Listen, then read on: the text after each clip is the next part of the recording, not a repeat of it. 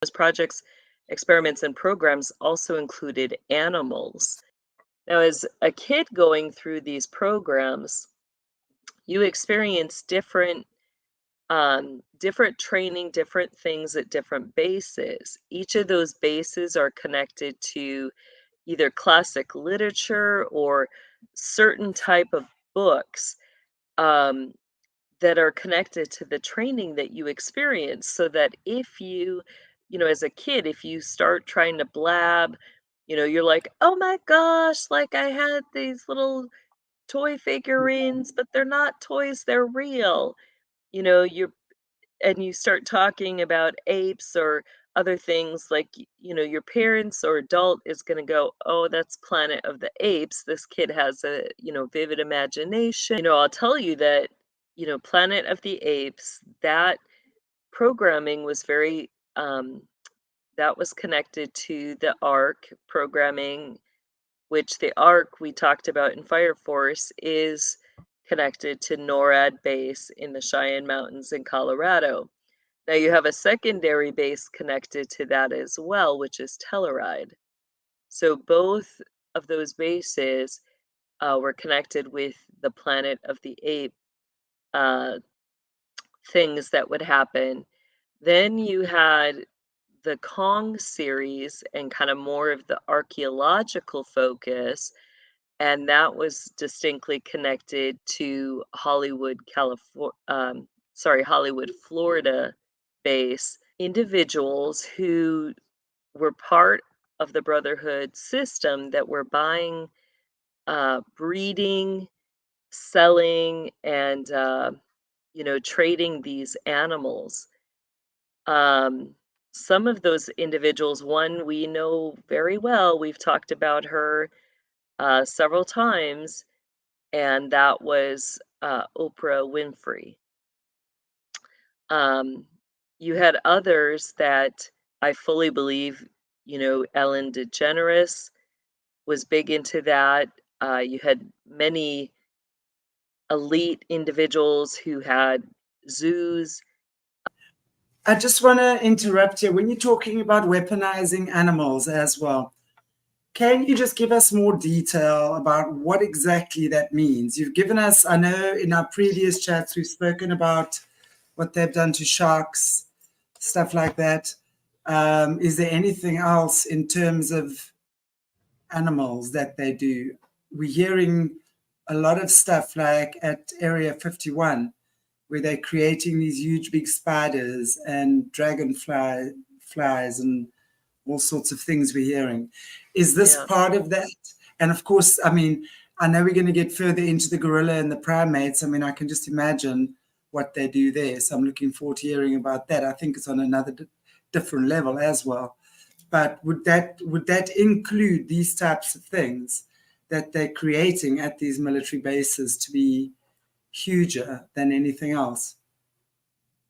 Yeah, I mean, they do mess with size, and not just huge. They do go small as well. The abuse starts for the animal in the breeding process where, genetically there's things that they try to modify in the conception stage. Um, they've done things, I guess it would be connected to very similar things that Mengele did, or a better way to put it would be they've carried on Mengele's grotesque experiments and projects. So, these animals are given certain mind link things that are similar to the Neuralink that they're trying to pass for medical use and everything. And with that link and stuff, that's partly how they're controlled, but then it also connects them to, you know, the overall grid or system so that they're able to access the spirit world. Um, they are brilliant. They're not, the difference I would say is that, can animals feel? Yes. Do they have emotions? Yes.